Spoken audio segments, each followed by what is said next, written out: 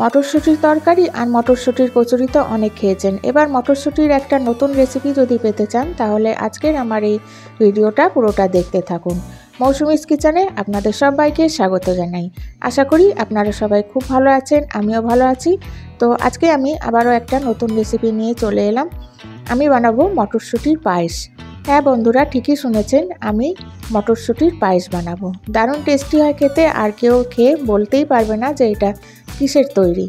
আর এটা সবার খুব পছন্দ হবে। আপনাদেরও যদি ভালো লাগে তাহলে লাইক শেয়ার করতে ভুলবেন না। আর নতুন বন্ধুরা প্লিজ সাবস্ক্রাইব করে দেবেন। যেসব বন্ধুরা আমার চ্যানেলটিকে সাবস্ক্রাইব করে গেছেন তাদেরকে অসংখ্য ধন্যবাদ। তো চলুন রেসিপিটা শুরু করা যাক। এখানে আমি কিছু মটরশুঁটি নিয়ে নিয়েছি।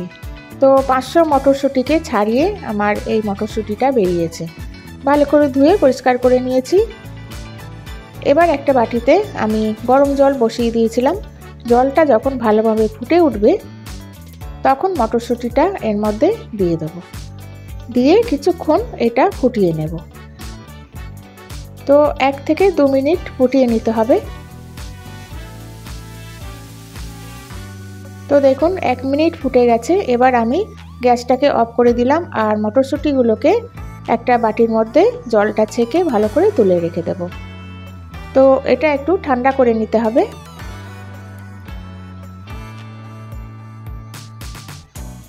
তো মটরশুঁটিটা একটু ফুটিয়ে নিলে এর যে কাঁচা গন্ধটা থাকে এটা চলে যায়। এবার মটরশুঁটিটা ঠান্ডা হয়ে যাওয়ার পর আমি একটা মিক্সিং জারের মধ্যে এটাকে নিয়ে নিলাম। এবার নেয়ার পর অল্প একটু এর মধ্যে জল দিয়ে এটাকে একটা পেস্ট বানিয়ে নেব। তো দেখুন এইরকম একটা পেস্ট বানিয়ে নিতে হবে। এবার আমি একটা বাটিতে দুধ নিয়ে নিচ্ছি। তো এই দুধটা হালকা গরম। তো এই হালকা গরম দুধের মধ্যে অল্প একটু দুধের মধ্যে আমি 3 চামচের মতো মিল্ক পাউডার দিয়ে দিচ্ছি। আর এটাকে ভালো করে গুলে আমি সাইডে রেখে দেব। তো এই মিল্ক পাউডারটা দিলে পায়েসের টেস্টটা খুব সুন্দর আসে আর দুধটাও খুব তাড়াতাড়ি ঘন হয়ে যায়। তো সেই জন্য এটা দেয়া।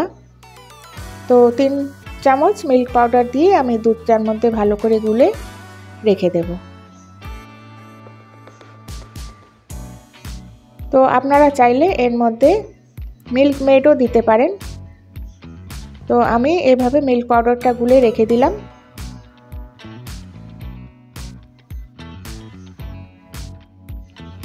এবার আমি একটা কড়াই নিয়ে নিচ্ছি।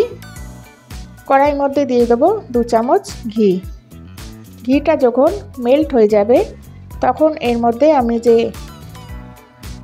কাজু কিশমিশ একটু নিয়েছি, তো কাজু কিশমিশটা হালকা করে ভেজে নেব। কাজু কিশমিশটা হালকা নাড়াচাড়া করতে করতে যখন ভাজা হয়ে যাবে তখন এগুলোকে আমি একটা প্লেটে তুলে রাখবো। তো দেখুন কাজু কিশমিশটা ভাজা হয়ে গেল। এবার আমি এটাকে তুলে রাখবো একটা প্লেটের মধ্যে। তারপরে ওই ঘিয়ের মধ্যেই আমি দিয়ে দেবো যে মটরশুঁটি পেস্টটা করে রেখেছিলাম ওইটা এর মধ্যে দিয়ে দেবো। তো পেস্টটা দেওয়ার পর একটু নাড়াচাড়া করে নেব যাতে মটরশুঁটির যে কাঁচা গন্ধটা ওটা চলে যায়। এবার এটাকে একটু নাড়াচাড়া করে নেব ঘিয়ের মধ্যে।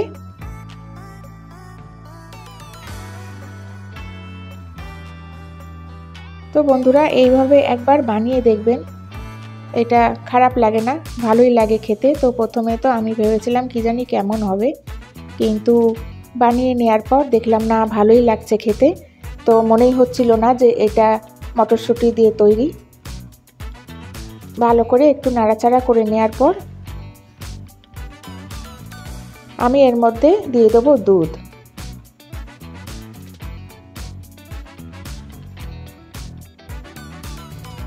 তো দেখুন ভালো করে নাড়াচাড়া করে নেওয়ার পর আমি 500 দুধ এর মধ্যে দিয়ে দিচ্ছি। তো আমি আজকে গরুর দুধ দিয়ে বানাচ্ছি, আপনারা চাইলে প্যাকেটের দুধ দিয়েও বানাতে পারেন। তারপর আমি ভালো করে এটা দুধের মধ্যে আর মটরশুঁটি দিয়ে ভালো করে এটা মিশিয়ে নেব। ভালো করে একটু নাড়াচাড়া করে নেব। তারপরে আমি যে বাটিতে মিল্ক পাউডার মিশিয়ে রেখেছিলাম যে দুধে, ওই দুধটাও এর মধ্যে ঢেলে দেব। আর দুধটা ঢেলে দেওয়ার পর আমি এটাকে ভালো করে ফুটিয়ে নেব। আর ফুটতে ফুটতে দুধটা একটু ঘন করে নিতে হবে। তো দেখুন ওই বাটির দুধটাও আমি দিয়ে দিলাম, দিয়ে এবার ভালো করে মিশিয়ে নিচ্ছি। ভালো করে একটু নাড়াচাড়া করে নিতে হবে।